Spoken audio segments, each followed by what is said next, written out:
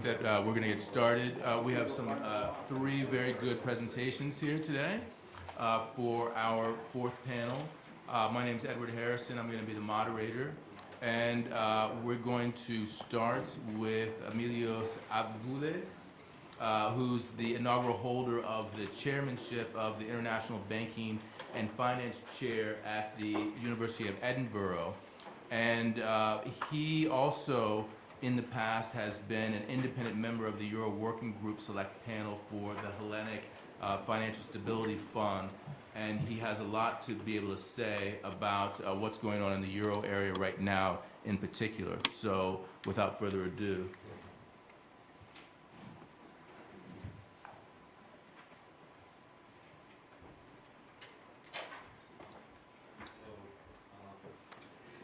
What I'm going to do after I thank...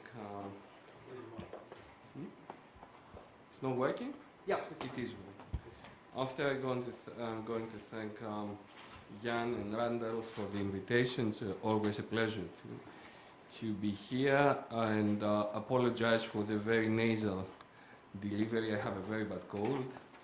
I'm going to discuss Eurozone structural weaknesses, the proposals for a Eurozone monetary fund, which is very important for global financial stability as well, and perhaps alternative solutions to those that are discussed right now, including my own proposals. First of all, it's very important to do, even if it is exposed, a diagnosis of what happened, why we had the mother of all crises in the Eurozone, even though on the face of it was only Greece. Well, it was not only Greece.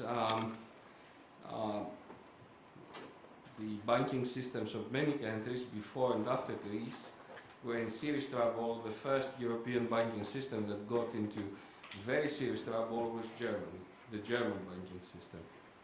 But of course, after it was bailed out in the cost of $500 billion, everything became moral hazard. So it was predominantly a structural crisis of the banking system, coupled with a competitiveness crisis, which caused massive payment imbalances, which of course were recycled as loans to the south in the broader area, because I include Ireland. Nobody can really say that the Irish government was willing to rescue Anglo-Irish Bank, for instance. It's not systemic in Ireland, but was very important for the British and the German banks that had lent it money to fuel the real estate boom in Dublin and in other places.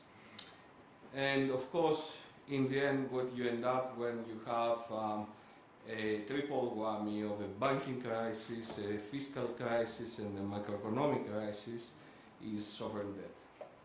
A sovereign debt crisis, the fiscal imbalances become unsustainable, the deficits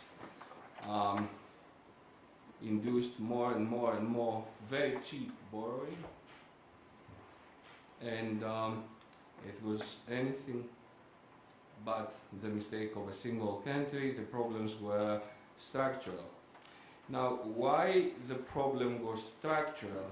Because lots of assumptions, and hindsight is 2020, proved to be wrong. The first assumption was that if Greece or Italy or Portugal or Cyprus prove to be fiscally profligate, the markets will punish them and they will lend them money at much higher interest rates. Well, as a matter of fact, the Greek spread was, or the Spanish or the Portuguese spread was for the longest of time around 100, 120, 130 basis points above the German bond. There was no structure, there was no institutional infrastructure to deal with the banking or a financial crisis, and of course these have the bad habit of becoming contagious. And the assumption that the fixed exchange rate system would abolish financial crisis because there would be no currency runs, no runs on the currency, was flawed, because they can be runs on the member states' banking systems, especially the weaker ones. And there was no backstop, including a liquidity backstop for sovereign bond sales. So when the music stopped, this flawed infrastructure, including assumptions of a perfect monetary union, came badly unstuck. The most persistent fallacy that is still evident, as you will see in the reform plans, is that you can abolish pseudo-liberalismus, booms and busts. And there is no need for liquidity adjustment or giving a margin to the economy from time to time. And of course, when you are in a competitive and the fiscal crisis, in a competitiveness and the fiscal crisis, you don't boost productivity. What you boost is consumption, because there is no investment on productivity. So the final flaw was the fact that these could never become an optimal currency area. First of all, these do not exist. Secondly, how can you do that in countries where factor mobility is limited, unless we talk about the Irish, who immigrate, however, to the United States, not the rest of Europe, or the Greeks. Everybody else doesn't have the linguistic skills to be that mobile, unless we talk about very cheap labor. And of course, there are cultural barriers as well. Europe has not become a fellowship of angels all of a sudden. Don't forget, the EU was built up because the European nations had slaughtered each other in 2 world wars. So prejudices abide. Now, what needs to be done is probably somebody to supervise fiscal deficits, fiscal imbalance. But fiscal imbalances are not just fiscal deficits, they are also fiscal surpluses, and especially current account. And if you link them up to current account imbalances, meaning surpluses, the problem becomes intractable, because if most of your trade is within the Eurozone, within the currency area, my deficits are your surpluses, I'm punished for my deficits, but you're never punished for your surpluses. Gains has been totally forgotten. And there is, of course, the problem with debt overhang, which is very unevenly spread geographically. The bulk of it, $1 trillion is in the south. 25% of the bank debt in Italy is non-performing loans. Over 50% in Cyprus. Around 20% in Portugal. More than 45% in Greece. No solution has been given so far that's radical enough to deal with legacy debt. However, what we had, it's not a bad idea in principle, is an EU Commission proposal. When I say proposal, a very formal document by the EU Commission that is recommending the establishment of a European Monetary Fund, which in turn is an idea that was developed by Daniel Gross and Thomas Mayer. I think Mayer was a speaker in this conference at some point in connection with dealing with the 2010 sovereign debt crisis. According to the Commission, nothing else can resolve the problems, including employment, insurance, and so on. The only solution is a European Monetary Fund, in order, in the words of Emmanuel Macron, to help Europe to assert its economic sovereignty. As you know, or some of you might know, Europe already has a leveraged sovereign wealth fund that is dispensing money for financial stability purposes, the European Stability Mechanism. That will be replaced now, according to the proposals, by a European Monetary Fund, and here comes the fun. The fun is that in the Commission's proposal, the fund should also be a secondary market trader for the bonds of the troubled member, replacing Draghi's whatever it takes, because of course the fund will impose a program, an adjustment program and conditionality, whereas Draghi's big bazooka didn't come with a conditionality. Now, it's getting better because the fund will become the planned lender of last resort for European banks that are in trouble and go into resolution. So the central bank apparently is not a good enough lender of last resort, and the lender of last resort for the liquidity provider for banks in trouble should be a European Monetary Fund, and you will think, okay, perfect substitution. Not at all, because of course any money that goes out from the European Stability Mechanism or its successor will come with a conditionality attached on the sovereign. So your bank is in trouble, has to go into resolution, you need to draw up liquidity from the European Monetary Fund, Italy gets a conditionality. Wow.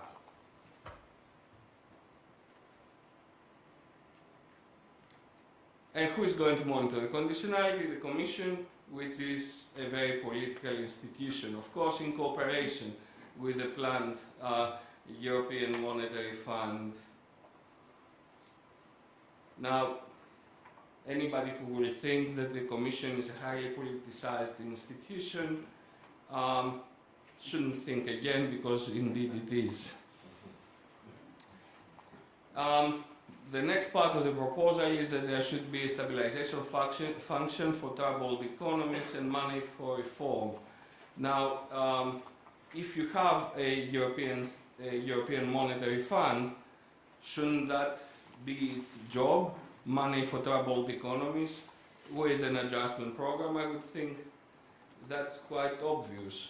So instead of unemployment or insurance money, there is going to be money to the sovereign with a conditionality, even though that conditionality, as it happened with Greece or Cyprus, might not do anything about competitiveness or the welfare of the people of the country that is going into the program.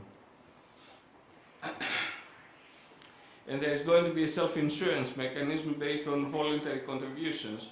So if you are Portugal or Spain and you're in trouble, you will pay money to a reinsurance fund. You will obviously, you need to comply with very strict EU budget deficit rules, but you need to economize money because you're a trouble to the system. You are a super polluter, if you will, and Germany is not. So you as a super polluter, even though you face fiscal difficulties, you should save money to contribute to a self-insurance fund, because you trouble us, and it's a favor to keep you in the community, in the union. As a result, they are going to be either through the stabilization function or the bank liquidity function, no fiscal transfers, because as you know, there is a prohibition in the EU treaty, in the treaty for the functioning of the European Union, that says that member states shouldn't bail out each other, the famous 125 no bailout rule. And there is going to be money for reform. If you, that sounds like a very good carrot, as a matter of fact.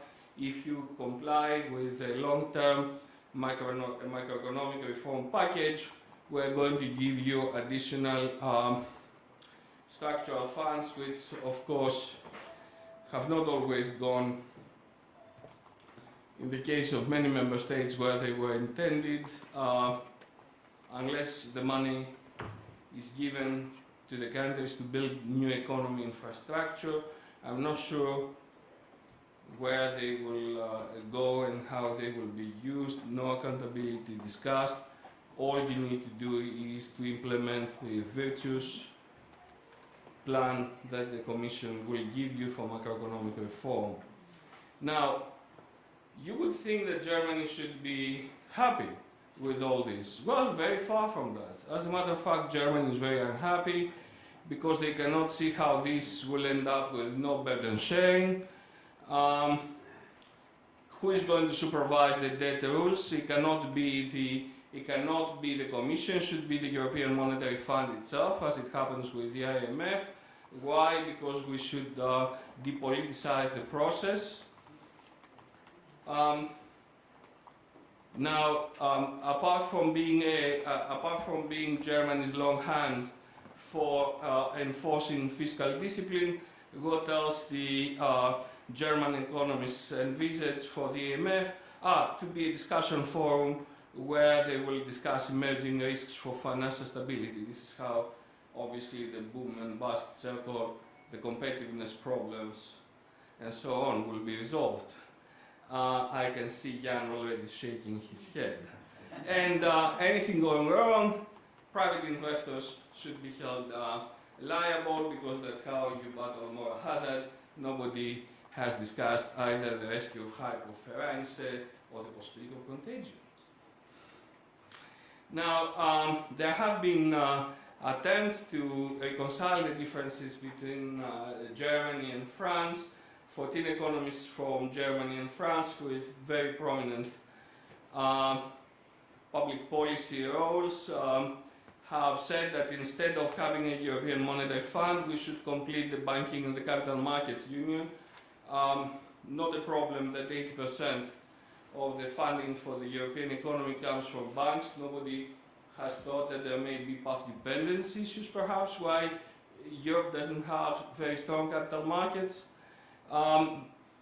Good idea, no deficit criteria, just spend less. A new expenditure rule instead of deficit, a deficit rule, because a deficit rule can be manipulated. So even more fiscal discipline and laying the foundations for orderly debt restructuring, because why should creditors lend money to Spain at 2.5%? They should be doing it at 10%. And what will happen to the Spanish economy after that? Nothing. They can become Germany.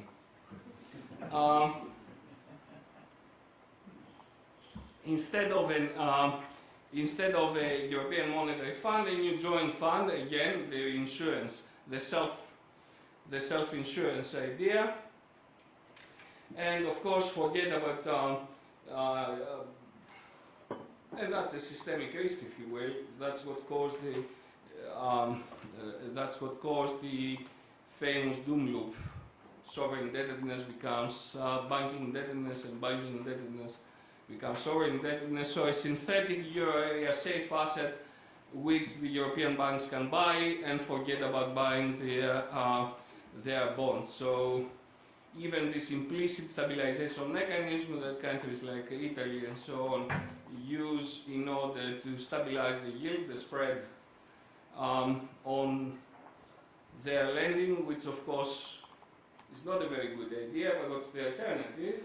Unless you have a restructuring plan, that should go out of the window. No wonder that the most prominent Italian economists are protesting very loudly against the ideas of the 14 and reform the institutions, because indeed the Eurogroup, which has no standing under European law, has become a law into itself.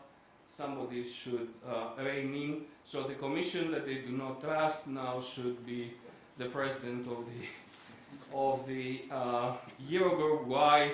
Concessions to France, so that France accepts all the other fiscal prudence wisdom. Now, they do not address at all the boom and bust circle. They make the same mistakes again, too much trust on the ability of financial markets to stabilize national economies and discipline governments in a sensible way. A synthetic asset is going to become a synthetic asset over a synthetic asset over a synthetic asset, because of course all the the asset will be derivatized and indexized and held in multiple futures. Multiple futures contracts will have an exposure on the asset and so on. So financialization and more financialization and more financialization, because that's the solution. No fiscal transfers. And if anything goes wrong, the private creditors should pay the price for their folly. After that, of course, if you are a private bondholder, you think, I will never hold an Italian bond again in my life, in which case I can assume the Italian public will be extremely happy about that prospect. And a semi-automatic debt restructuring mechanism, which of course will trigger a generalized run on sovereign debt, on the debt of the weaker Eurozone economies, precipitating instead of preventing a crisis. Now there are some more objections that are more measured by Charles Wiplos, a leading French-Swiss economist, who says, first of all, why do we need a European Monetary Fund? We have an IMF and it does a good job. Secondly, if we have a European Monetary Fund, we cannot pretend any longer that there are going to be no bailouts in practice. Third, there is the issue of moral hazard. And fourth, the Europeans didn't really care about the population of the countries that received adjustment funds. You can see what is the statement on the first Greek bailout package: stabilization, fiscal consolidation, nothing about the people, whereas and nothing about nothing about governance reform of long-term macroeconomic reform, whereas at least the IMF's articles talk about restoring competitiveness, restoring the balance of payments, restoring economic growth, and undertaking policies to correct underlying problems. They have failed dismally in Greece. God knows if it's their fault, the fault of the European authorities that they told them to do things that they didn't want to do, or just because the Greeks thought the problem came from the outside. The solution will come from the outside, and there was no ownership. Now, is there a solution to the conundrum? Can we learn? Can we not pretend that the countries need a breathing space, that the economic cycle exists and countries get into difficulties from time to time? Can we stop pretending that money for reform could easily be used as political blackmail? I don't like the Hungarian Prime Minister. I think his anti-Semitism is odious, but the Hungarian people have voted him in for a second term. What should they do? Become a superstate and impose my liberal ideals? And I can assure you I'm a very liberal sliver over the Hungarian government, which was voted by the people. So now, another question is, can we draw any lessons from the private sector, or should we pretend that states do not go bankrupt, so because they do not go bankrupt, they are very unlike corporations? Well, the states that do not go bankrupt are the states that issue debt in their own currency. Otherwise, what we see is fire sales, the proceeds of privatization going to satisfy the creditors' claims. Countries face severe consequences. You can change the government, but not the policies. The threat of exit, which is the nuclear button. How that is different than liquidation in the corporate sector? Not very much, in my view, and that's why I have thought about the possibility of proposing a Chapter 11 type of procedure for sovereigns with so-called debtor in possession, because in the case of countries that are what we call these days secondary issues, they don't issue debt in their sovereign currency, i.e. they behave like regions. The difference between them and big corporations is not that much, and also a Chapter 11 type of procedure will allow you to do two things. Change the people on the wheel, change the policies, and give some breathing space for debt restructuring instead of pushing the button and triggering a run. And also there is ownership. And there are no fire sales. Assets can be used to satisfy external and internal creditors, but there are no fire sales.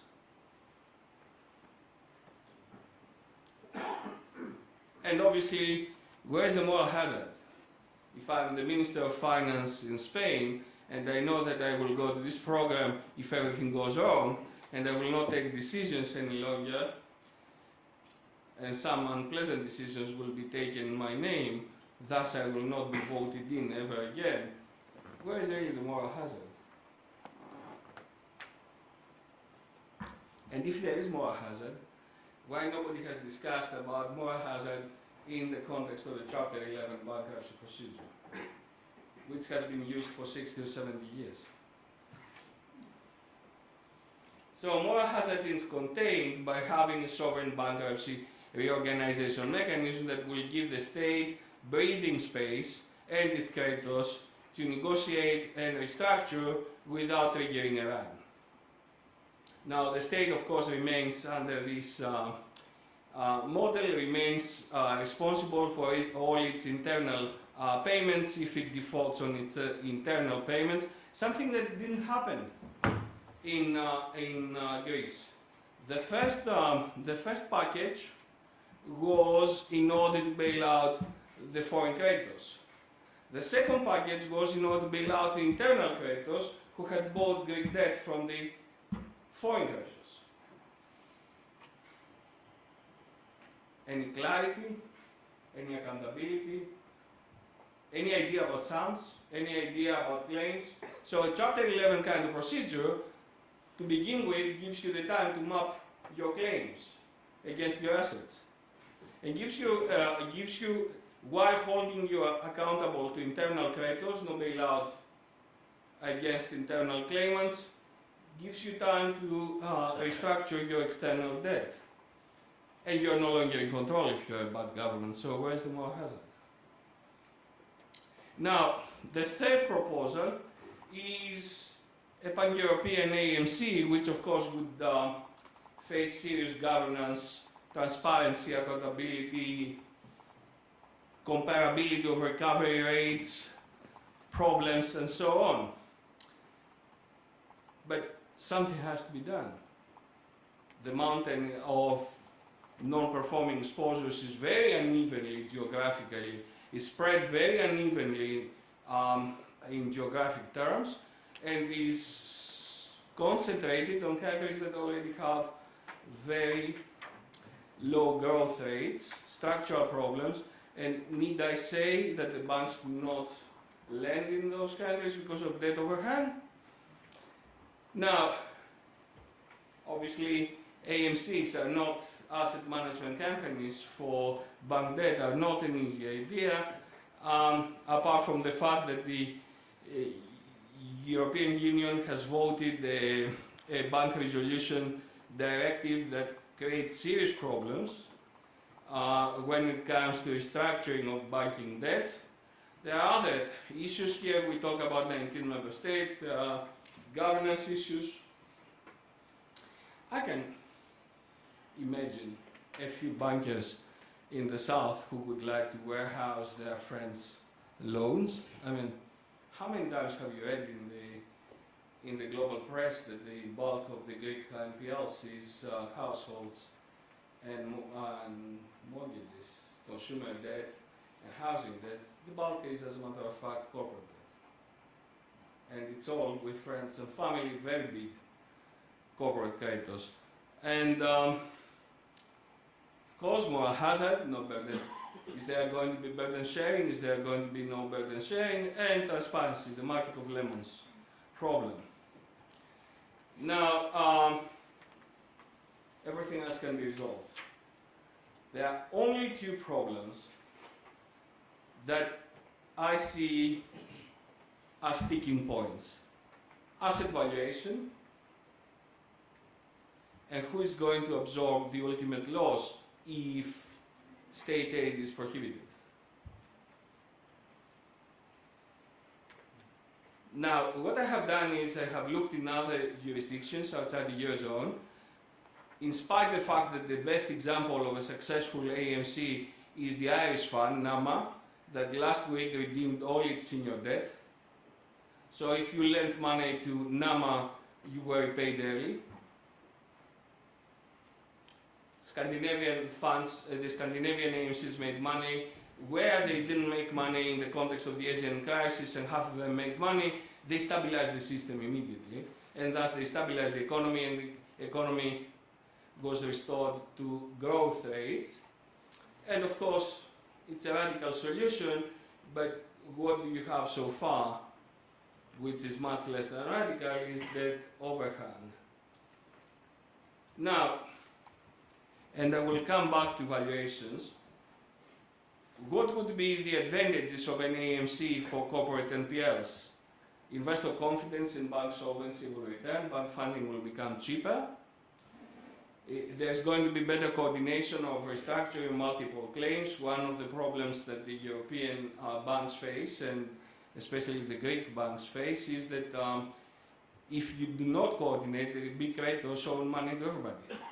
If you do not coordinate in a mandatory framework, you have a market, you have a commons situation. You have a commons anti-commons situation. You create multiple prisoners dilemmas. So who is going to, and multiple equilibriums, disequilibrium, who is going to coordinate that in the absence of an AMC? Now,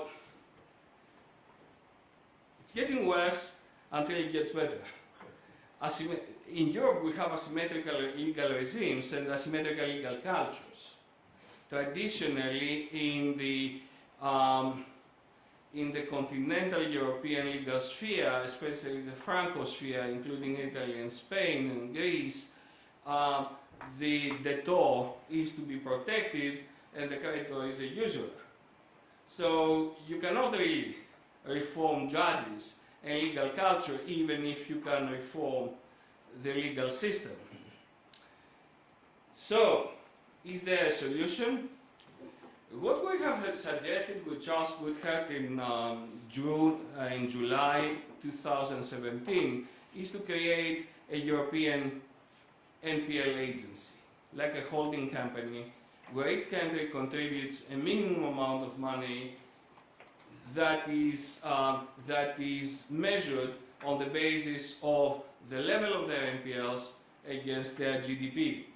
And because Germany, for instance, has a very low level of NPLs, but a very high GDP compared to Greece, in this model, the German contribution is exactly the same as the Greek contribution, no fiscal transfers. Now, the advantage of that, basically, what's the problem with NPLs in Europe? Market failure. You don't have a liquid market, a secondary market for distressed corporate debt.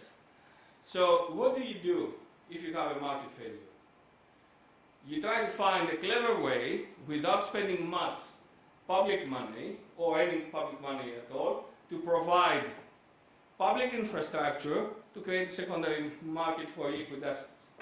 And this is exactly what we are trying to do. And the advantages of this is, of course, that the recovery rates will become comparable, but practice will become transparent. As you will see in the next slide, there is the possibility of clawbacks, and you get an independent valuer, an objective valuer, and transparent procedures. We have suggested the European Investment Bank to be the valuer.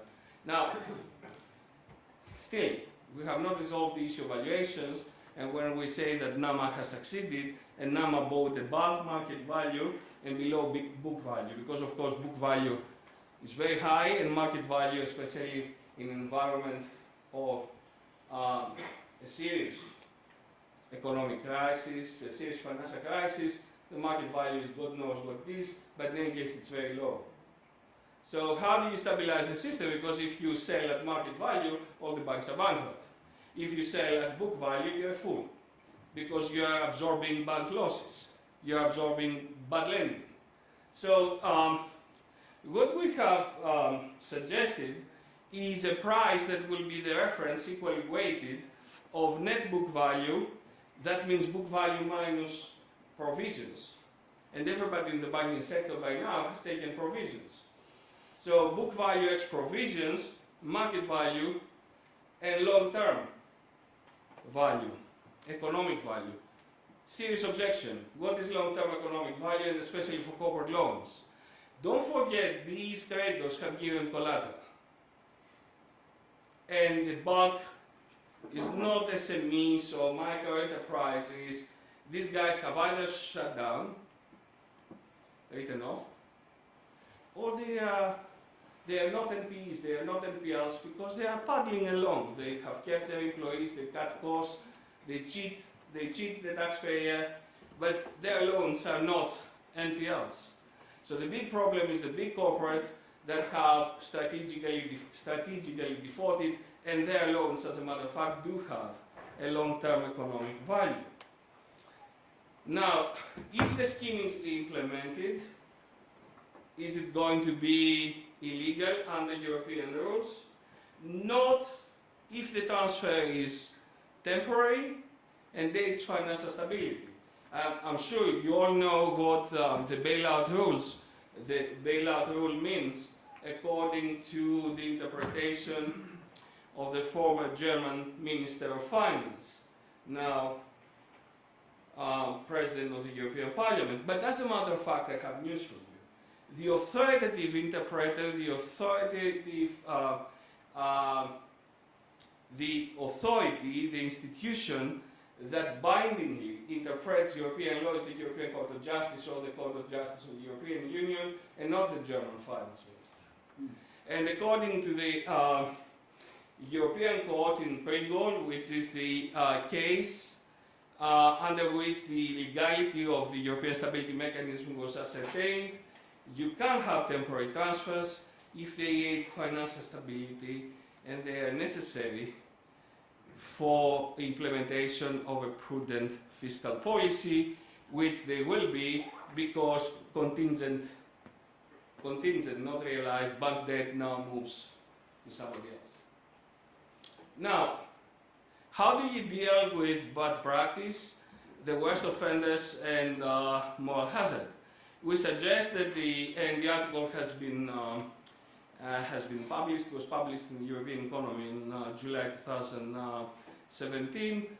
We suggest that there should be clawbacks. If the recovery rate on your transferred loan book is much lower than the average or everybody else, you pay, you go bankrupt. Your lending, your bad lending, your NPLs are due to idiosyncratic reasons. You will say, what you're talking about.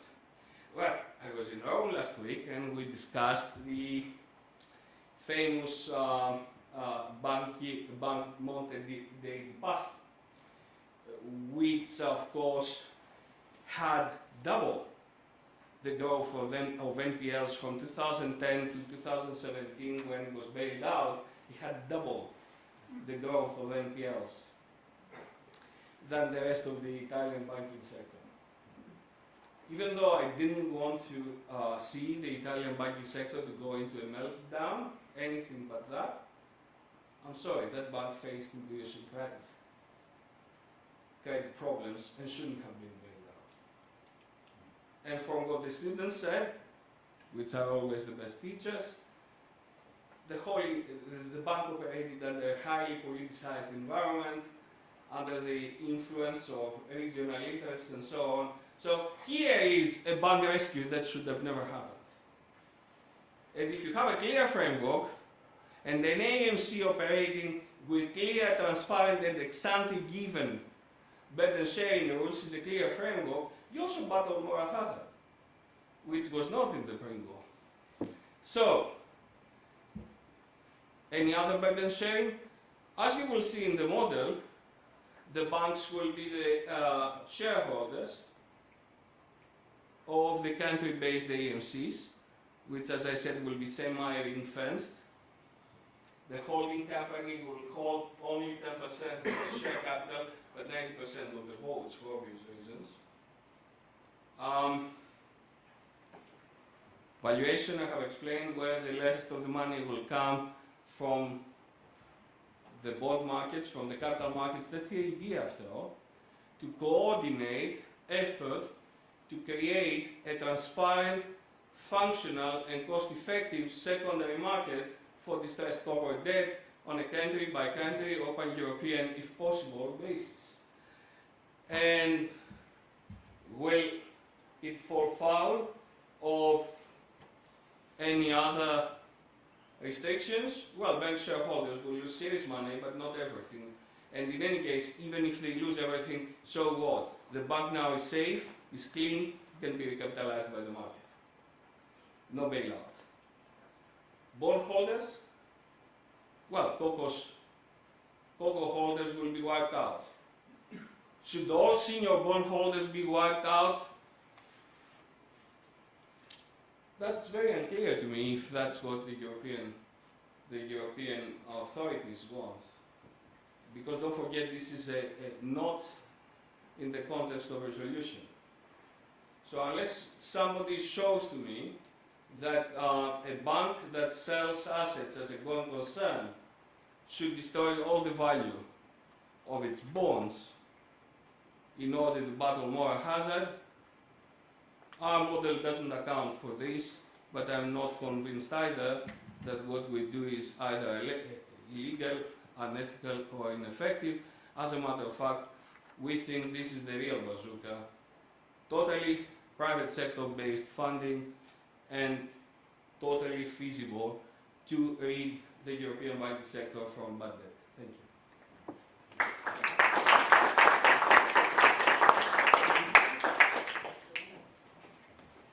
Okay, so we want to continue the conversation about Europe with Jörg Bibow. He's a research associate here at the Levy Institute and a professor of economics at Skidmore College. His particular research focus in the past has been on European integration and international finance, particularly monetary policies of the Bundesbank and the European Central Bank. He has also done earlier research that builds on the monetary thought of John Maynard Keynes. Jörg?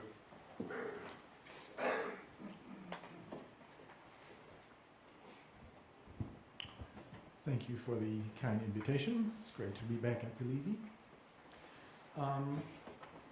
My remarks will be complementary to what Emilios had to say, and I'm afraid I would be not any more optimistic about the outlook. Europe, especially the Eurozone, has had a couple of decent years that owed to good luck, and as far as I can see, those tailwinds may be turning into headwinds just at the time when the ECB is thinking about normalizing its policy, and as far as the reforms of the Euro regime are concerned, they're not going.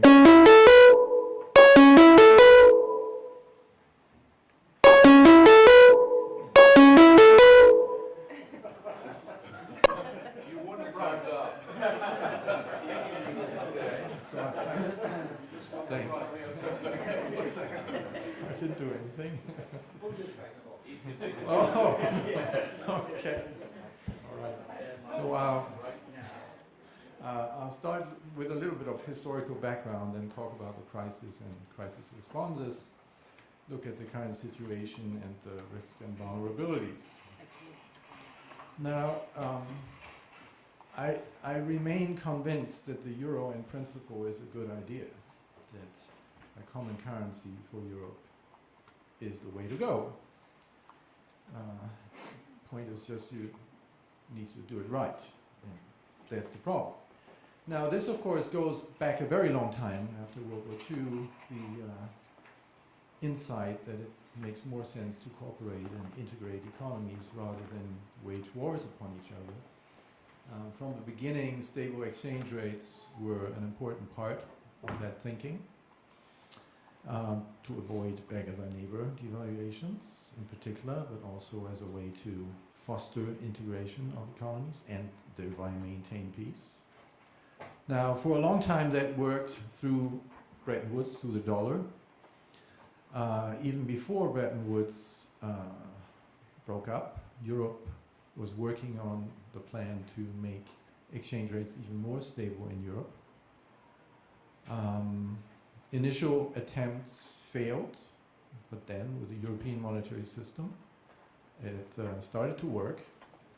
The trouble with that system was that Germany ended up being the monetary hegemon in Europe. The Bundesbank was running the show. And that's not really a sustainable situation, neither politically, nor is it a good idea economically. I mean, what would you make of the Federal Reserve just looking at taxes to determine US monetary policy? It's not sound. So the euro was a good idea, I think, and I stick to that view. So that's the good part. Now the bad part starts. Given Germany's position in Europe, the power of the Bundesbank in Germany, Germany basically dictated the conditions for how the euro had to be designed. So the euro regime design is based on some very simplistic German ideas. The idea is that you just need to balance your budget and have an independent central bank, and then everything's going to be fine. Don't worry about anything else. Now, this German belief system is coming from somewhere. It's basically derived from West Germany's post-war experience, because, believe it or not, it kind of worked for Germany for a long time. Just that Germany never quite understood why it worked. It depended on everybody else behaving differently. So Germany focused on price stability, lower inflation than everywhere else. The Bundesbank became famous for it. But it actually worked for Germany. It worked for employees, it worked for the country as a whole. Essentially, Germany got away without macro management by just relying on others doing the job and stimulating Germany's exports.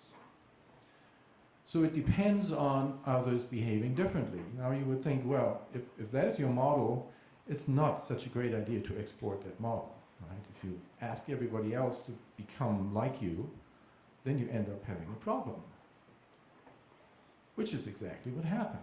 So in the 90s, after the Maastricht Treaty, when Germany's partners started behaving like Germany, the model stopped working for Germany.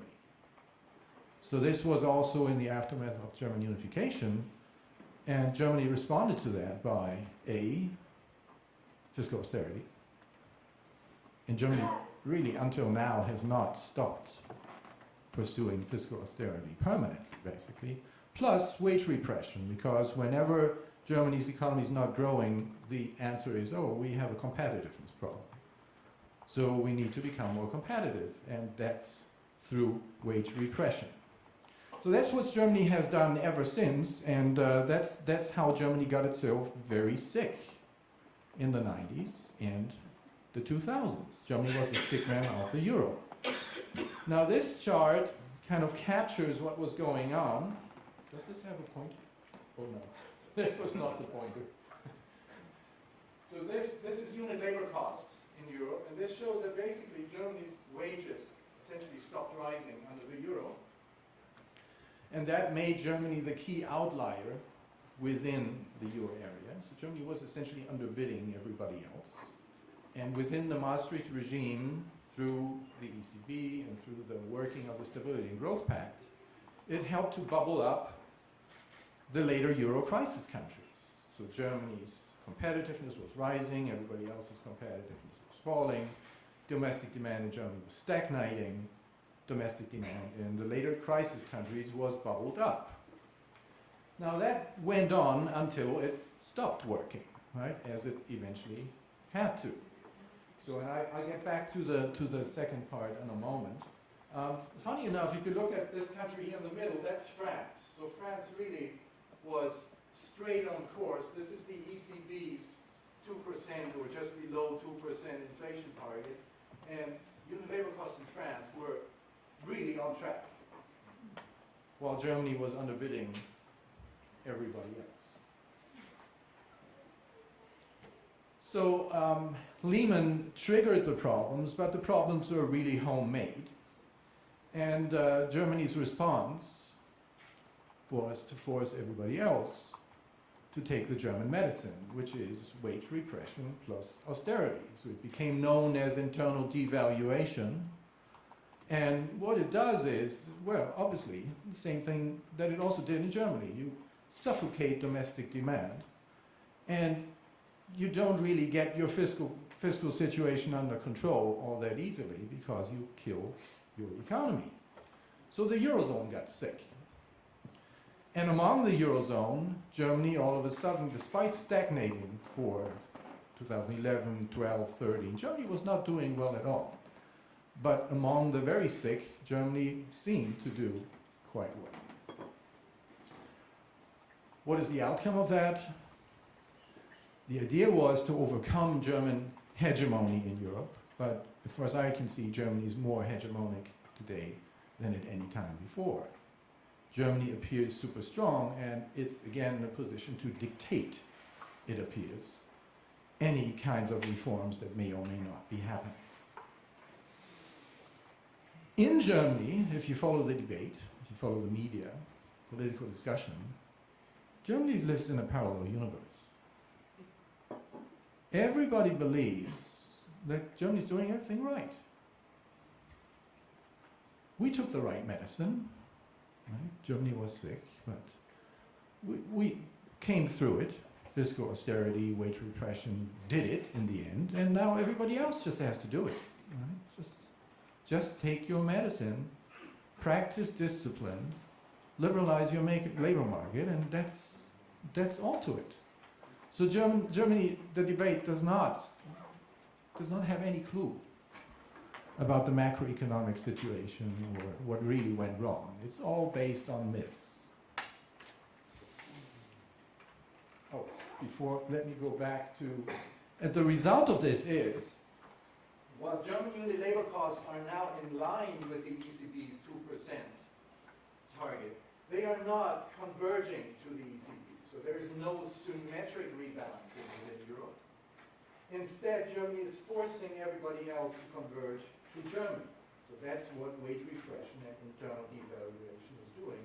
And that's, of course, also why the ECB is bound to miss its target, because Germany is essentially imposing deflation on the Eurozone. Now, internationally, what this did, this is showing sectoral financial balances, so if you're familiar with the Levy strategic analysis, this is not going to be new for you. If you look at the German picture, this is the household sector, permanently saving in blue. This is the corporate sector, which is highly profitable, but German corporations are not really investing, they're saving instead. This is the government sector, the black zero, right? So the government is also in surplus. All sectors are in surplus, all domestic sectors are in surplus. The counterpart to that has to be the huge current account surplus. From a German perspective, the parallel German universe, this is perfectly fine. There's no problem with this. Everybody should do it. You know, that solves all your problems. What are you talking about? Right? The IMF, and even the IMF has been pushing Germany to change course. But in Germany, this is not seen as a problem. So if the Eurozone is changing in this way, this is the household sector. I mean, you can see here for the Eurozone as a whole what happened before the crisis. Now look at the bounce back. Now the household and corporate sectors are massive savers. And the public sector is on track to turn German, which requires, of course, the rest of the world to pick up the slack. So if you look at current account imbalances, the US prior to the crisis, China, half of that on the surplus side, the Eurozone pretty much was in balance, which is why before the crisis, when the IMF was starting to look into those imbalances, the Eurozone authorities were arguing, what are you talking about? We are not part of this. We're balanced. So China, US, you get together and sort this out. We are not part of this discussion. That was their argument at the time. But notice what has happened since. The US deficit down. China's surplus is now about 1 or 2% of GDP. But look at the Eurozone. From balanced to number 1 in the world. And that's not only Germany now, which is of course the biggest part of this, but there's hardly any country left in the Eurozone that's not running a current account surplus. France is pretty much the only country left. So the Eurozone has turned German already.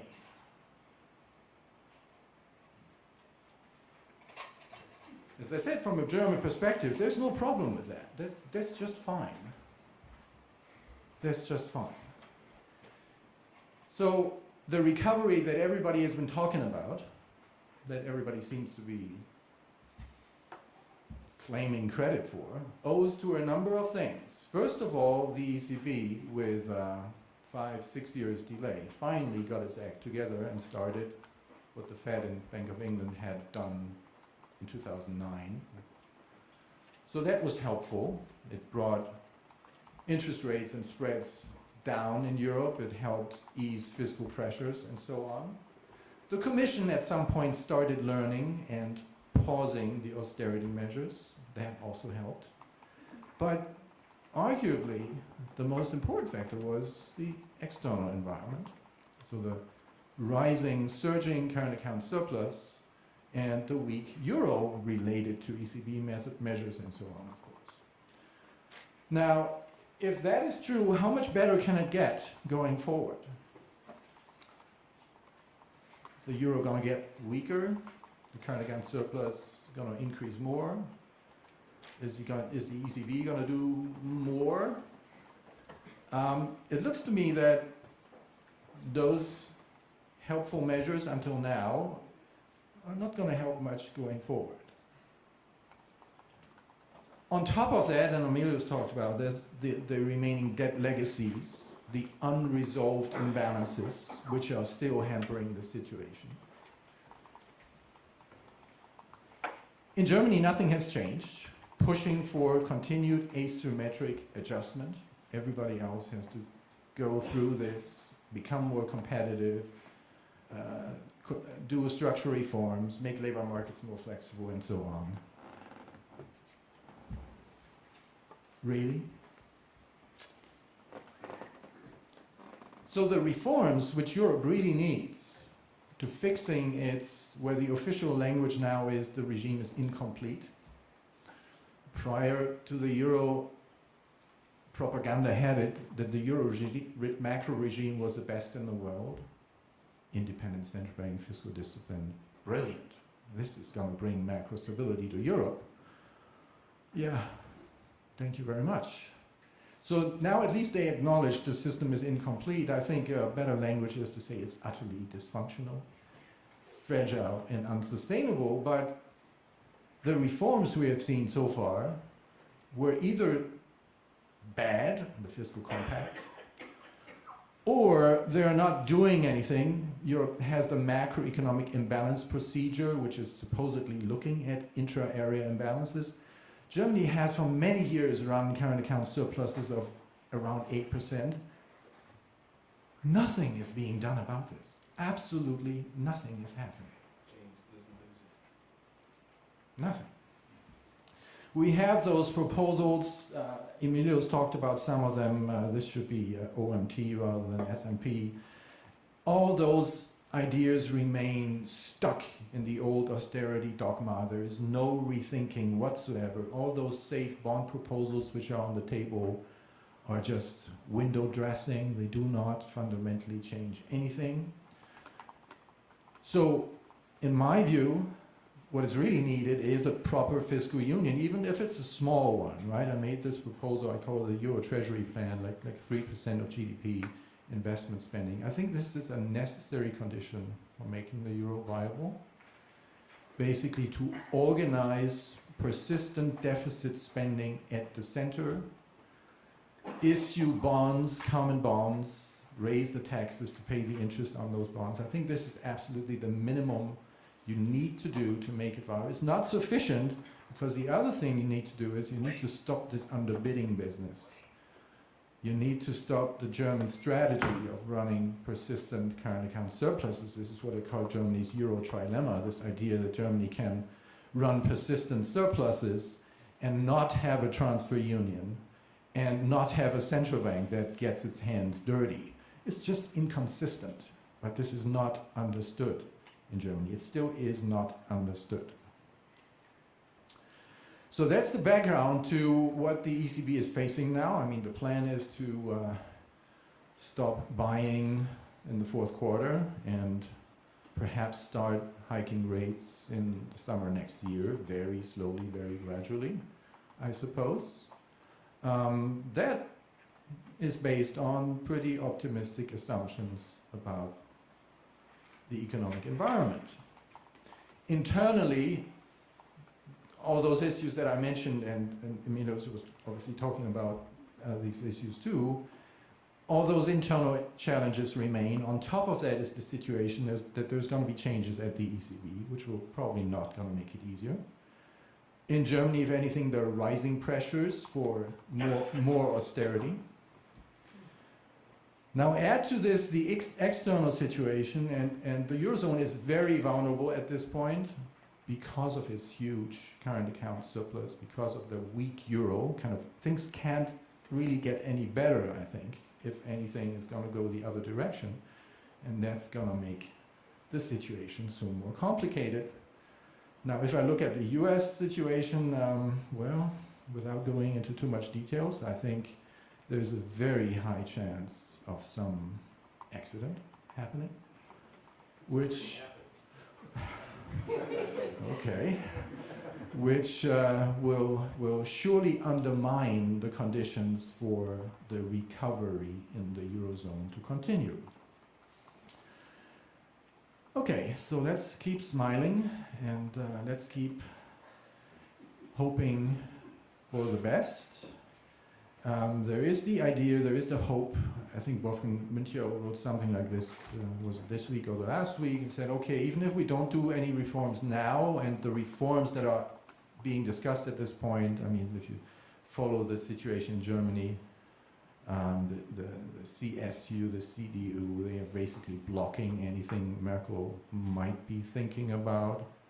The Social Democrats, it just came out that the new finance minister has chosen Schäuble's chief economist, Ludger Schulprecht. They seem to have a death wish. The Social Democrats seem to be hopeless to hire someone like that as their chief economist. It's incredible, incredible. In short, nothing seems to change in Germany. And that's going to prevent anything constructive from happening in Europe. Meanwhile, of course, even Merkel's great coalition, GroKo, is getting smaller. So it is conceivable at some point Germany might be in an Italian situation too. Keep on smiling. Thank you very much.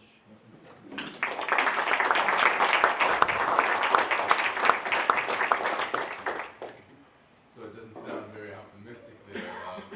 Let's see whether or not we can get some optimism here on the emerging markets. I'm thinking the answer is no.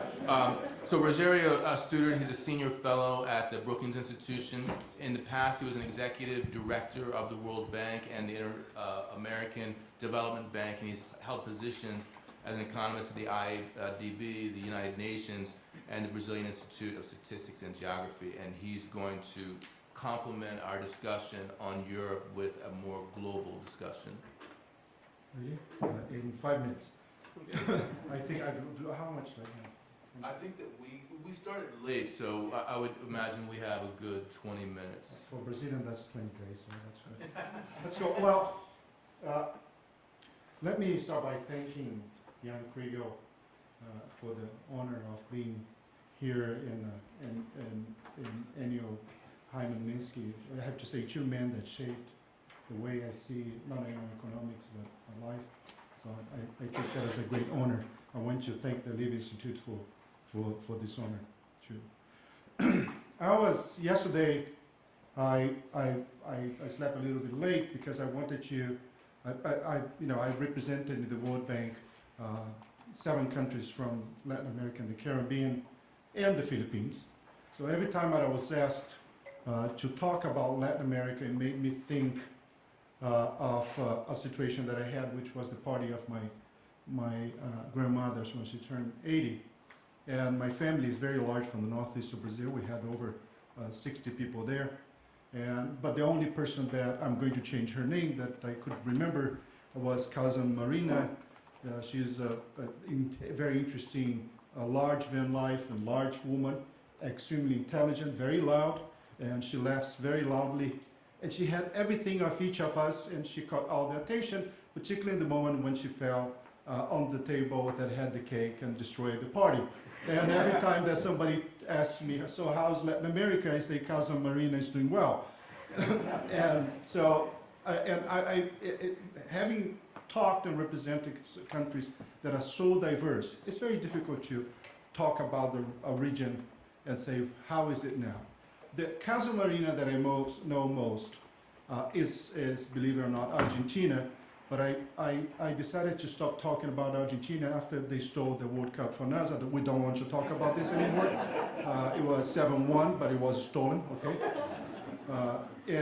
But I talk about Brazil that I know a little bit more too. So, and I think Brazil has a lot to say about Latin America because it's like Casa Marina. She's summarized, and that's in honor. I changed the name, but in honor of, she summarized everything that you can find in Latin America. The history, but Brazil has everything. It has Argentina inside of it. You could say that it has Sweden, but it has Haiti. It has the colors. It has the scenes, and it has the miracles that represent a little bit of the history of the region. So let me try to do this very quickly. First of all, I have to use this, which I don't know how to use. On the right. Yeah, okay, right.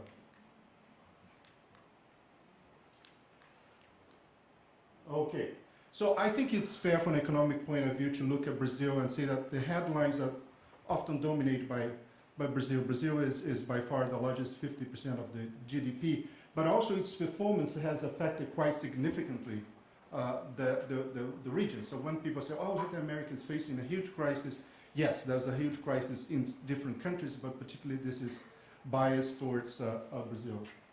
Now, but as I said, it's fair to talk about Brazil and to say, well, we have so many things in common that could be summarized by that country. And let me tell you, I would prefer to tell you, to show you a movie. I like movies, but I could only grab some pictures which will allow me to divert you to looking at the pictures rather than paying attention to all the mistakes and grammar problems that I have. But I selected something just to show a picture of what the situation is. And of course, this is not very well. Well, the story that is told is of the recent performance of the region is this. We had another commodity boost, which really happened in the 2000s. We had an accumulation of foreign reserves that's after that. It shows it, which was significant, which allowed for some policy space, and we used that, and some of people would say that we wasted that. I don't think so, and I'll tell you the reasons why I don't think so. We used that to implement social policies to address irrelevant issues such as poverty and inequality. Now, first of all, of course, they're not. This is of course a little dark joke about this. Is very important anywhere, and it has become even more important. Everybody knows nowadays that it's not just a moral imperative nowadays. Our systems are in danger because of inequality and poverty, and that is shown, for instance, in the case of the United States, but in Latin America it was even more dramatic. And let me tell you a little bit about the history that I would like to tell you the movie. So Latin America, Brazil particularly, was came from a period of miracles in the 70s. Then it had, under a military dictatorship, that left us a very dark legacy. First, we had the debt crisis in the 1980s. The debt crisis then came, the usual suspects, the IMF and so on. We imposed significant structural adjustments, and the structural adjustments led us to 2 decades of stagnation, very high poverty, which was already a problem before, and Brazil became the most unequal country on the planet. After in the 1990s, you had a resumption of the capital flows towards the region as a whole. That allowed a little bit of space, because our problem was always how we would address the problem of price stabilization and in policy. There was a problem of policy space. And that allowed for the stabilization, which became the main issue in the 1990s. And so the first governments that came out of dictatorship were focused on the stability. Even though the first constitution in Brazil, for instance, and several constitutions in the region focus on the issue of inequality and poverty. Remember, we end up being one of the poorest and most unequal countries in the planet. And the issue of addressing inequality was pretty much overdue by the 1990s, by the end of 1990s. Stability was fine, it was well done. It imposed, because it was done in a way that it contained a very orthodox macroeconomic setting.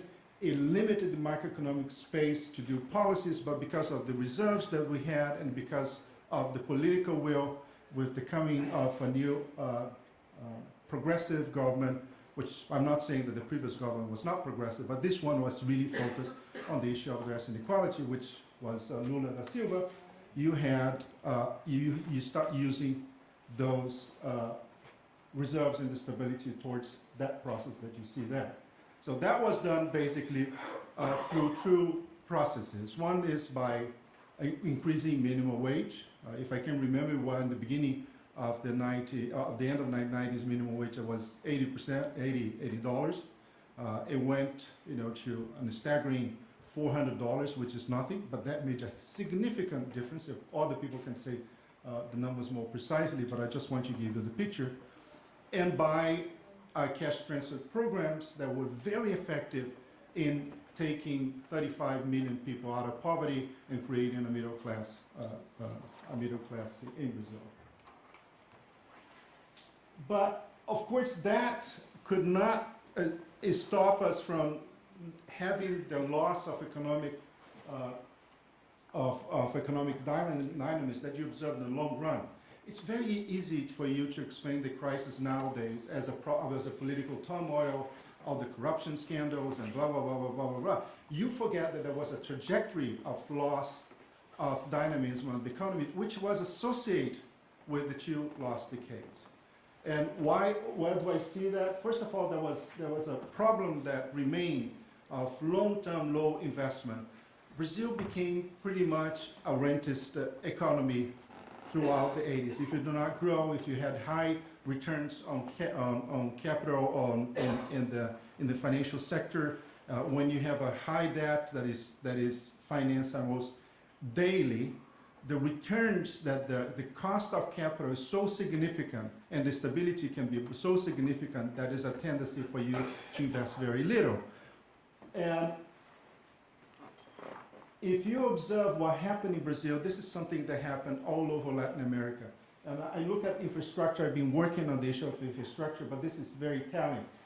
Well, in the 1990s, even with the stability, the huge bet was that the private investment would start picking up and therefore addressing the issue of low investment in Brazil. What happened really was the private investment did not pick up, and the total investment was significantly reduced. With that, you have long-term trajectory that is very perverse. Think about this. Infrastructure, social infrastructure, and economic infrastructure is really deteriorated. If you look at other investments that were really low, when at the same time you enter the 2000s with the need, the moral imperative, but also the need to start a process of social and economic inclusion. You have to address the issue of social investments, the social infrastructure and economic infrastructure, not only to provide the public goods necessary for this process of inclusive growth, but also to maintain the productivity and the competitiveness of the economy and avoid long-term balance of payments problems. So that was the scenario, and this was not supposed to be upside down, but if you could look, this is really funny. Okay, but it's good. It's good. You can go along with that. But truly, I wanted just to show you, this is was just not Brazil, it's all over Latin America. The levels of investment, if you compare it to the stage, and it has to do with the fact that after two decades of stagnation and very high returns on financial assets and very short refinancing of public debt, you become a rentier economy. And in the Asian miracles, what people do not see is that not only he had very effective industrial policies, but he also had a disciplined finance that facilitate this incredible growth. You see what I'm talking about. You know what I'm talking about. So the result for that in Brazil, if you look at the long-term perspective, is the loss of dynamism. Even though you had a very interesting situation of social gains and progress in all fronts, there was something holding it back. And growth became very unstable. And this became even more acute as the process of social and economic inclusion progressed. And I only have 7 minutes. This is one of the reasons why more and more an economy like Brazil, which is really diversified from industry to agro-business, became more and more dependent on trade, and particularly on the emergency of the Asian economies, and particularly of the Asian economies, and particularly China. But it was drifting in the China Sea. That's correct to say. Now, what happens is that the global crisis hit Brazil and other countries in the region on two fronts. First of all, I think I need water. The first thing is that it's clearly trade. And the second part, thank you so much, the financial conditions, overall financial conditions deteriorated. Remember that we had a macroeconomic setting that was very limited. I mean, one of the reasons why it was not easy, but it was easier for countries like the United States to recover after the crisis because it had policy space. Yesterday, a young lady from Lebanon was trying to talk about that. The fact is that the United States has ample policy space to address crisis using monetary and fiscal policy. The macroeconomic setting that was put together in Latin America, in Brazil in particular, was restricted policy space in the way that made it very difficult to respond to the level of that crisis. The government did try to do it. President Dilma was the end of her mandate. She tried to do that by using the mechanism that was available. She used public credit to try to boost the economy. But the fact is, if you look at the external demand, which was the first one to fall, and then the domestic demand was coming down too fast. Now, of course, on top of that, you have the political turmoil. See, this is an interesting thing. We tend to look first at the political turmoil to explain the long-term trend. But the fact is, you had a long-term trend which was topped by a political turmoil and all not only the dissatisfactions with the election results, which was the first, would be the beginning of the mandate of a party that had been there for 10 years, but also with the policies related to President Dilma. You start having a volatility and a pressure that was overwhelming. That caused also a pressure on the way you dealt with the crisis. And not surprisingly, surprising for me, because I was really disappointed with that, when President Dilma is elected, the pressure is too much, and she put there an economic team which was try to use a very well-known disaster recipe, which is austerity, in a situation of crisis like this, when you're trying to avoid further decline of investment. What you do is you introduce even further pressures on aggregate demand. The results were a collapse. I mean, when Joaquim Levy became Minister of Finance, the first two acts that he had, and correct me if I'm wrong, was to introduce a fiscal adjustment together with rebalancing of public tariffs, which meant that inflation went up. You have an independent central bank, which is part of the very rigid macroeconomic setting. So interest rates went up. When interest rate went up with fiscal retrenchment, the economy just collapsed. And it collapsed with the tax revenues collapsing for two reasons. First, because of the multiplier effect. And the second one, because interest rates are so high that the companies prefer not to pay taxes rather than having to borrow in order to pay the taxes, and therefore the tax revenues just collapse out suddenly. Of course, Joaquim Levy, being an orthodox and pretty much stubborn, he decided to double the bet. By every time there was a collapse of the tax revenues, he would say, no, I'm going to do even more adjustments. So the consequence is the disaster that you see in the Brazilian economy. And if you look at 2014, which was already a situation over there, the collapse was quite abrupt. And why is it upside down? I have no idea, but that's okay. Well, the word is like that. So what I was trying to show here, it became a perfect storm. I mean, the lack of confidence in the economy plus the political turmoil made the confidence of both industry and consumers collapse.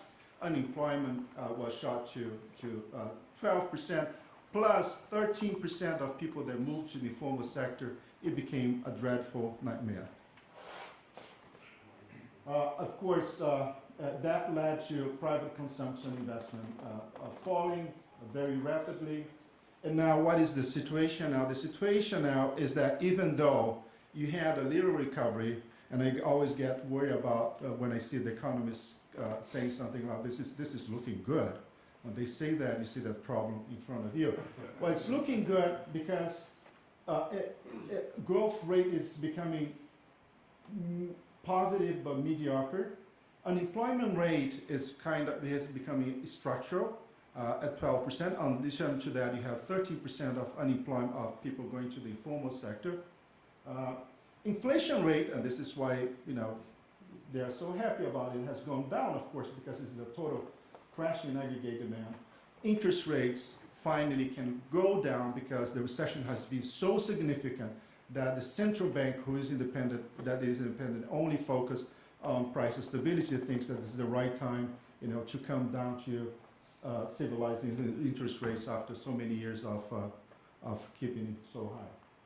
Now, the conclusions, I don't know if that much related to what I'm saying, but I'll say that. Is it mainly Brazil? I don't think so. I think it's his cousin Marina. She represents it well. Brazil has it all. It has, as I said, the scenes and miracles and the problems. Is the region, she's fine. She's fine. She's going to overcome this huge problem.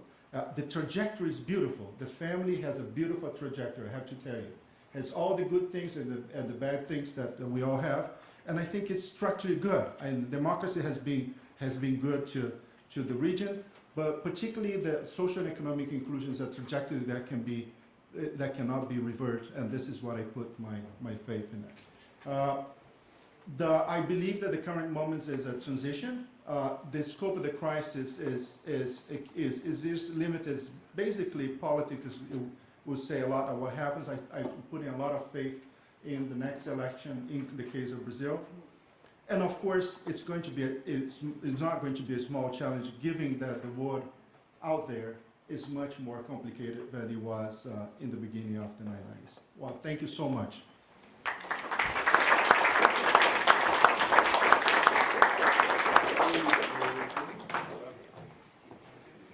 So we have a little bit less time for questions than we would like. We're going to probably have a stop at 11.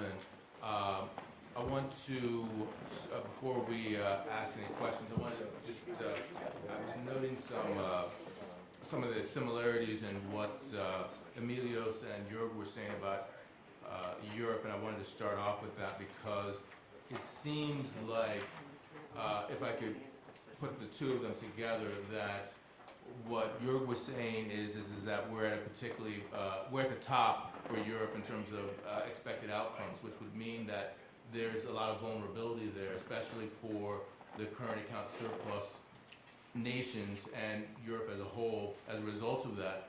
But if you look at what you're talking about with regard to no real reform of the type that you're talking about, it sounds like a perfect storm, not just for Brazil having happened, but expected in Europe in the next downturn.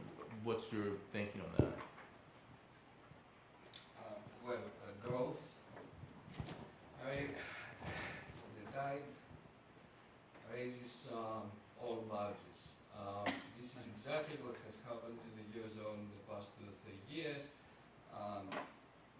For a region with very anemic growth rates, the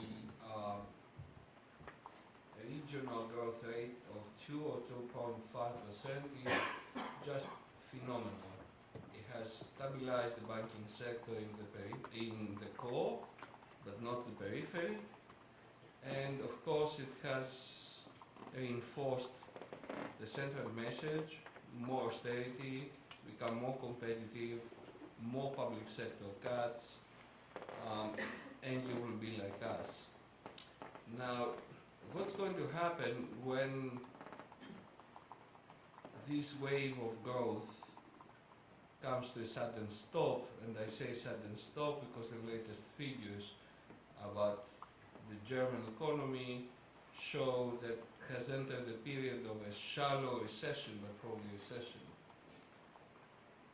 Well, it will probably help the hegemon, the European hegemon, which is Germany, to understand that ideology is what brought down the Soviet Union, and they should avoid it. Too much of ideology can harm. So I think lots of these, when the German banks start having problems again, lots of these ideas will be binned, and sanity will prevail, because if you think about the economic cycle, Spain, Italy and Greece are overdue a sustained growth period, whereas the countries in the core had their day in the sun, and sooner or later problems will start, including current account issues, because obviously if there is a trade war, Germany will be hit badly. So I think it's at the end of the day, it has to do with something that I'm often accused of avoiding discussing.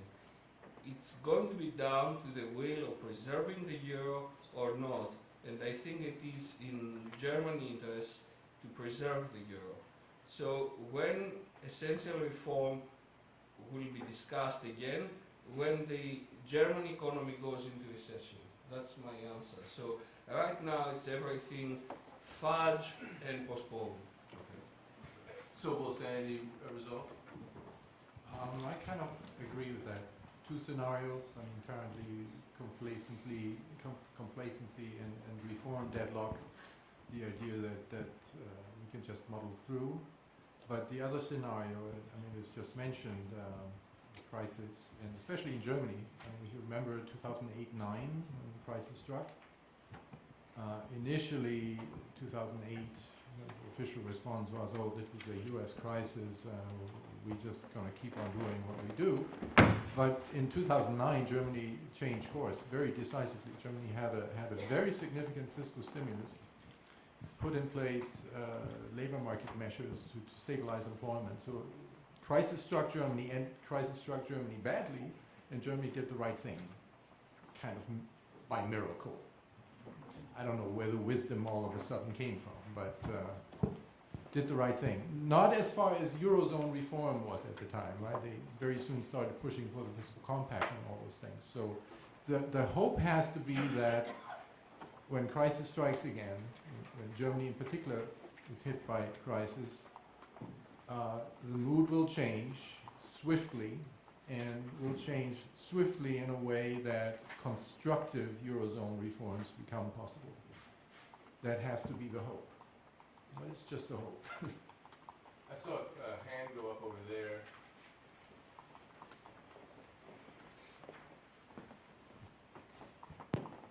Thank you. Jörg, we're reading about 3% wage bargains in Germany. Is that enough to move the lines that you were showing us? Which is there any relief on that front? Okay, there's been quite some excitement about the latest wage agreement in the metals, German metals industry, which is kind of the wage leader in a way. There is some controversy about how much of an increase it really was. High figures point to 4%, lower figures to 3%. So wage trends, I showed the graph, is kind of on track now. Nominal unit labor costs are now in line with the ECB's target. But there has been some increase. The question is it significant enough? My sense is it's not.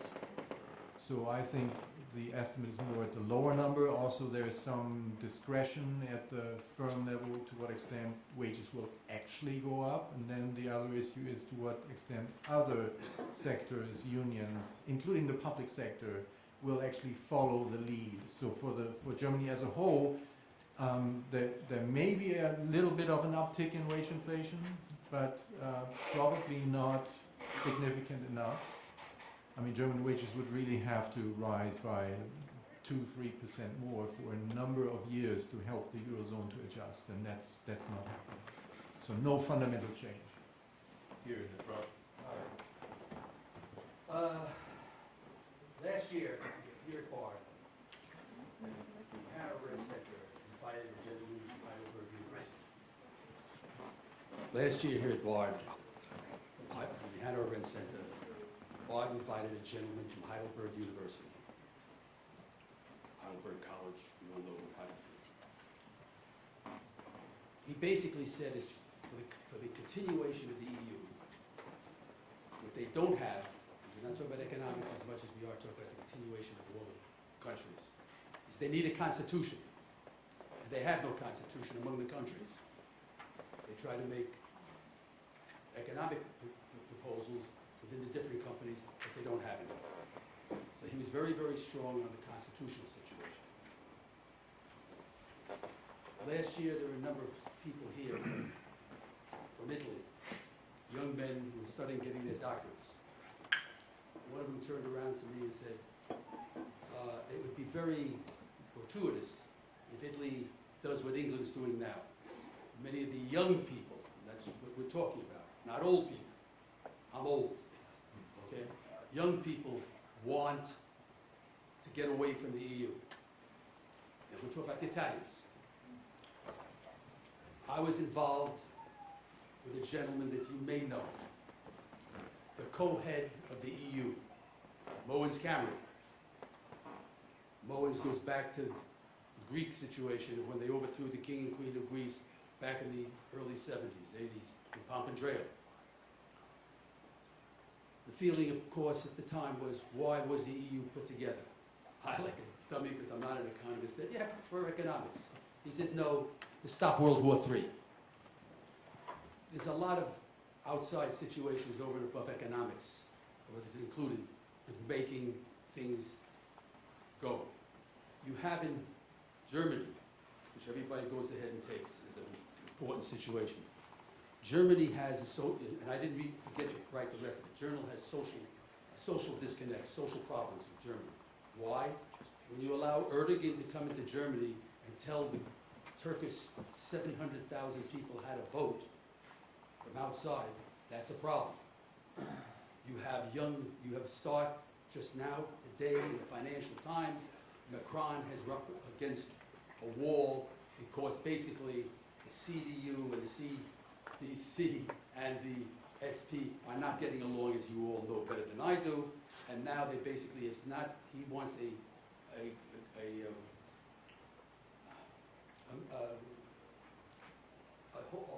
unit throughout that takes care of all the financial fluctuations within the whole EU, like we have, okay, in this country, okay? This is, now Macron's talking. We've all read about Macron's proposals. So all I'm saying is it's such a wide range. It goes just beyond the economics, especially with the upbringing of what's happened in Germany with all the different groups, both fascists and other groups. So I just bring that to you as economists, but it's not just numbers and figures. Let me reformulate that in terms of the politics.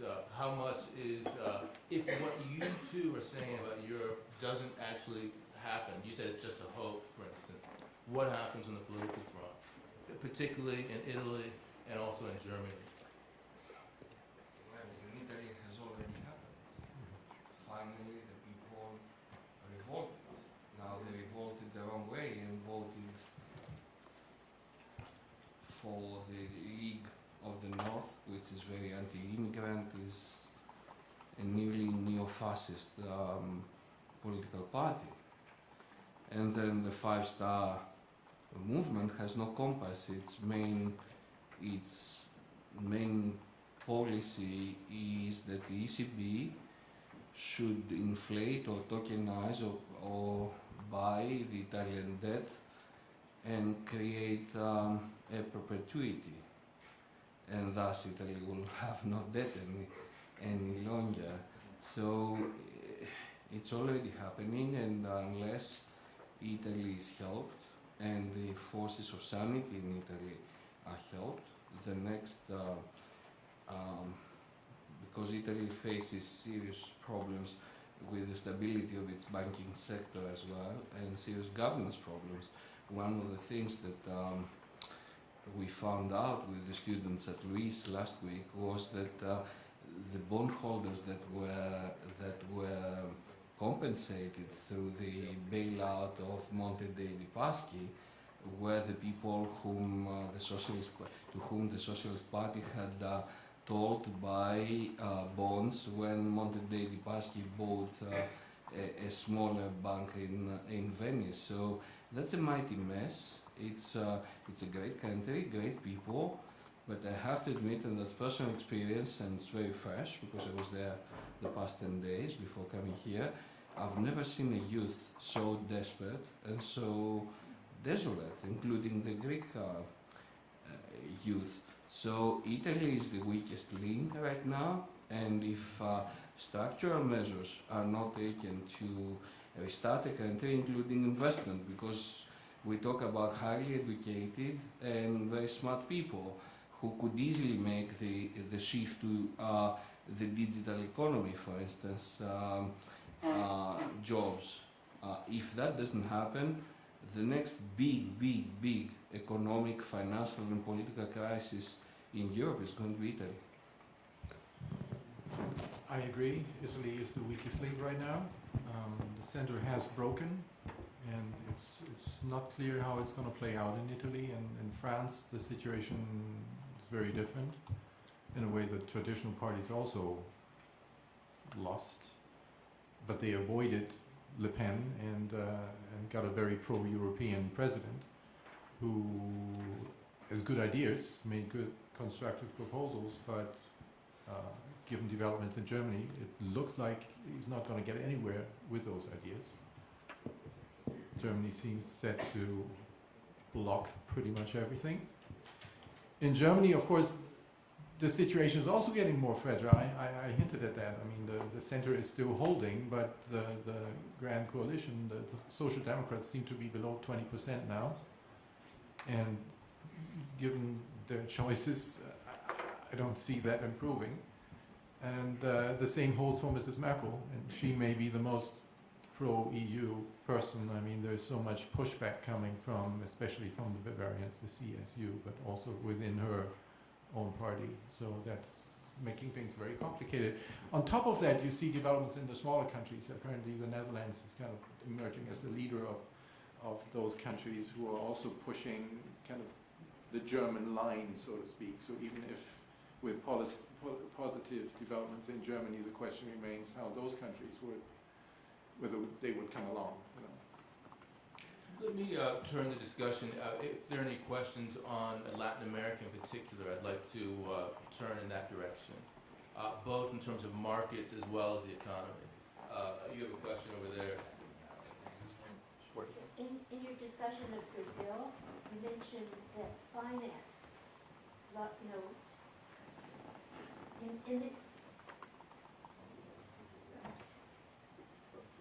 in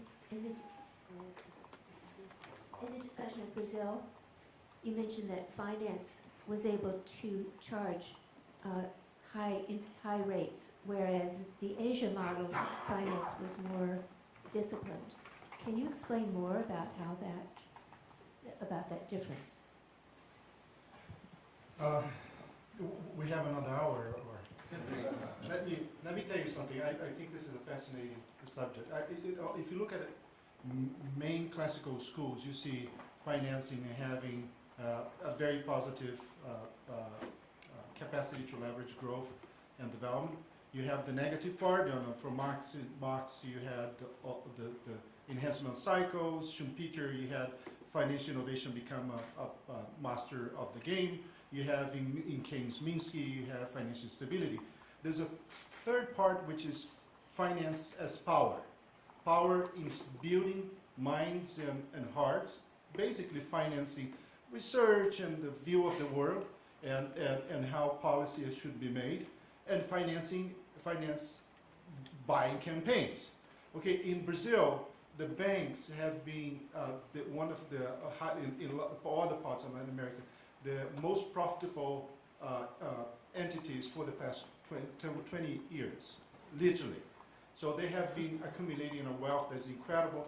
They've been able to set the policy, to define the policy space in the way they view it. It is, and this is what I was trying to say. For instance, when you create a central bank that is independent in an unstable economy that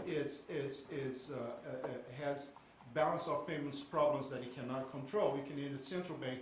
The only policy lever that you have is increasing interest rates. So interest rates in Brazil have been the highest, not surprisingly, throughout these 20 years. And that creates a rentier society, creates a rentier society that is adverse to risk, does not invest, and does not innovate. And this is one of the core long-term problems that you're facing. Funny as it is, we achieved price stability, which was a problem in the 1990s, by making a macroeconomic setting that is adverse to long-term economic development.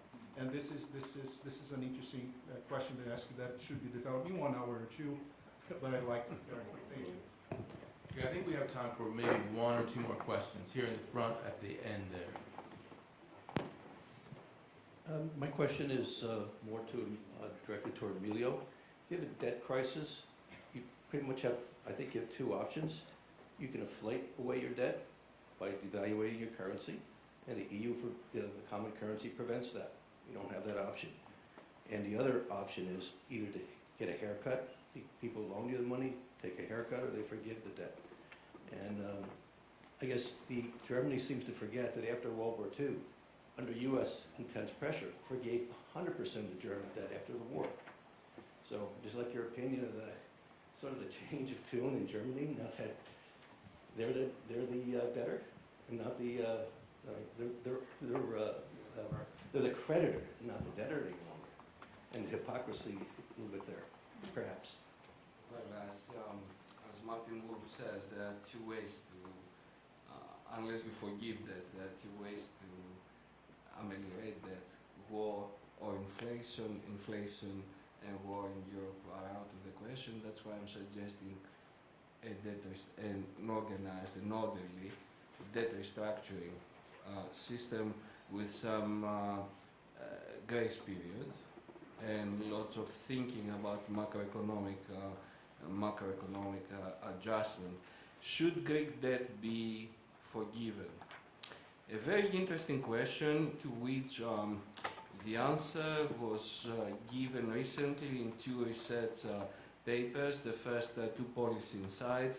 The first is from the Center of Economic Policy Research in London, the second from the Peterson Institute. It's a group of experts that I established 18-20 months ago with Jeromin Zettelmayer, Beatrice Vede Di Mauro, Richard Portis, Barry Eichengreen as the chair, some input from Olivier Blanchard, who of course as the chief economist had dealt with the Greek crisis. Now, what do the two policy insights say? All the assumptions of the Eurogroup are flawed, are false, are errors. The Greek debt is unsustainable, and unless something happens, will remain unsustainable for the next 100 years. Now, the next question is, if you are the Greek taxpayer and you are asked to forgive some of the debt of Greece, how would you feel about the 250 billion or 300 billion that the Greek kleptocrats took out of the country? How would you think about prime real estate in London that is owned by Greek dirty money? So the answer to that is that Greece should be incentivized to go on a virtuous fiscal path by combining the two. Of course, I'm not talking about 3.5% primary surpluses, and I would be more comfortable with the spending rule rather than the deficit rule. But in any case, the consensus view of the committee is that anything above 1.5% of surplus should mean that the entire primary surplus is forgiven to Greece for the next 20 years. As you understand, that can be with interest rates more than 60% forgiveness. It also ensures good fiscal governance. It's a very good carrot, provided that the Greek people do not go insane and think that debt forgiveness is not a good thing. It's better to double the pensions, for instance, or the public sector. If there is sanity in the system, and I'm not sure about it, I think what we have suggested makes perfect sense. We have obviously debated and disagreed, an American, a Greek, a Swiss, because Charles Wiplos is also in the committee, I forgot to mention him, a Brit, two Germans and a Portuguese jurist. As you understand, it was not easy for us to reach consensus, but we have reached consensus. The answer from Greece is total silence.